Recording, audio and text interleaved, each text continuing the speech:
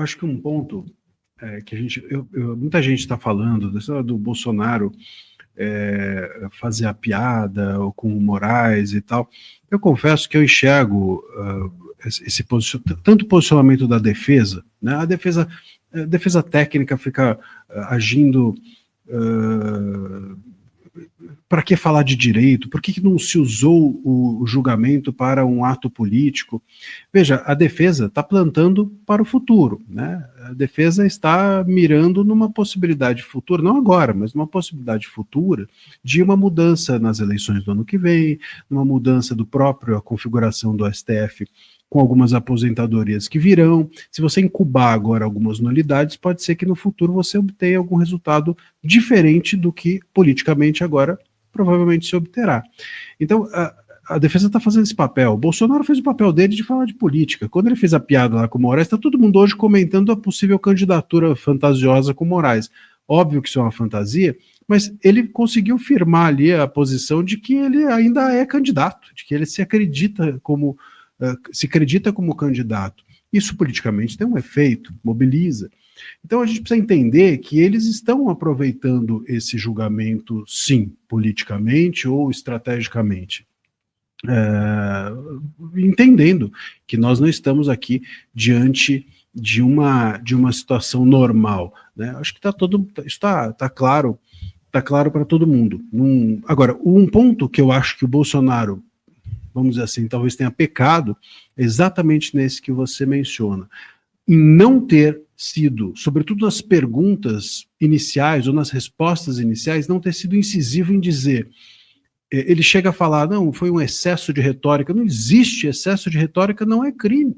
Excesso de retórica não é ilícito, porque retórica não é ilícito. Assim como excesso de ironia, no caso aí do Gilmar Mendes, que está condenando jornalistas do STF, ironia não é crime.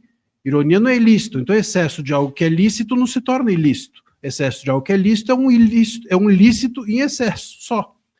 Se você comete ironia em excesso, é lícito. Se você comete retórica em excesso, é lícito. Não há um excesso, portanto, ou não há um crime no excesso aqui praticado. Mas quando ele pede desculpas, ou quando ele diz, eu realmente cometi algum excesso, parece que ele está dizendo que ele, nesse momento, passou do ponto. E ele não passou do ponto, ele estava questionando. Questionar é lícito, é liberdade de expressão, questionar pode, questionar deve.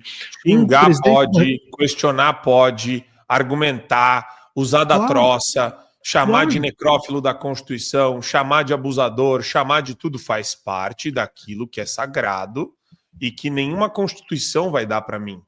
Deus dá pra gente, que é a liberdade de se manifestar. O Bolsonaro poderia, inclusive, ter dito nesse momento, se estivesse ali, teria dado a seguinte resposta. Eu falei assim, olha, a sua pergunta, ela tem a ver com a minha opinião. A minha opinião, ela é essa. Eu tenho o direito de dá-la da forma que eu quiser, questionando o que eu achar que devo. Liberdade de expressão, artigo 5º ponto.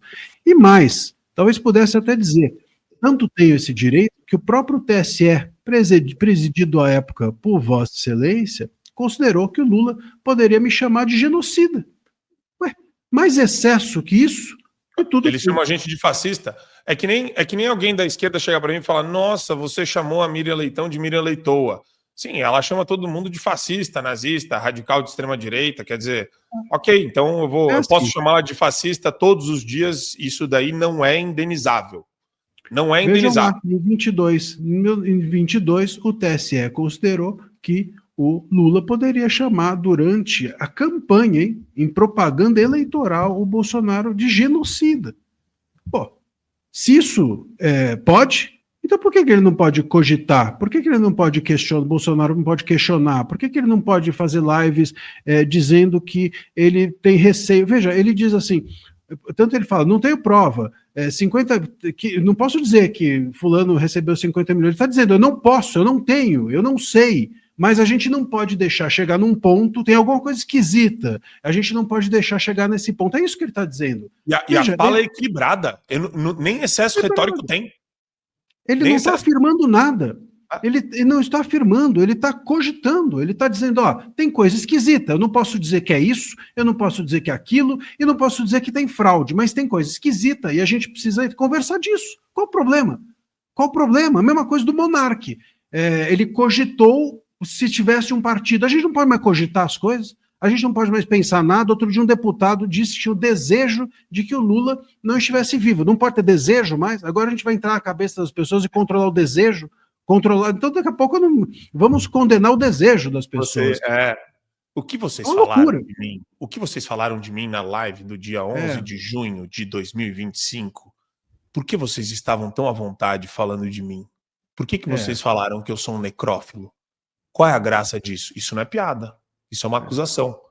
Eu tô falando que o Alexandre de Moraes comete vilipêndio do cadáver da Constituição. Olha só que coisa. Agora, né? Tecnicamente, isso daí por então, isso que tinha que chegar para você e falar assim, bom, mas você tem prova de que existe um vilipêndio? Cadê o cadáver? Mostre o cadáver da Constituição. Mostra o cadáver da Constituição. Ridículo, materialize. É ridículo, parece um negócio de criança, entendeu? É óbvio que a pessoa está aqui falando uma linguagem figurada, está dando a sua opinião, está cogitando. Eu sempre digo, Marco, a diferença entre informar e opinar é que você informa sobre fatos concretos e você opina sobre a sua visão subjetiva de mundo. E você não pode investigar a visão subjetiva de alguém porque é inviável, nem a gente consegue. Quando eu tenho uma opinião sobre determinada pessoa, veja, eu acho o Marco muito bacana e acho o fulano muito ruim. Bom, mas muito ruim por quê? Me prove. Não tem prova, eu só acho, é a minha visão subjetiva, eu não tenho que provar nada, não é uma informação concreta.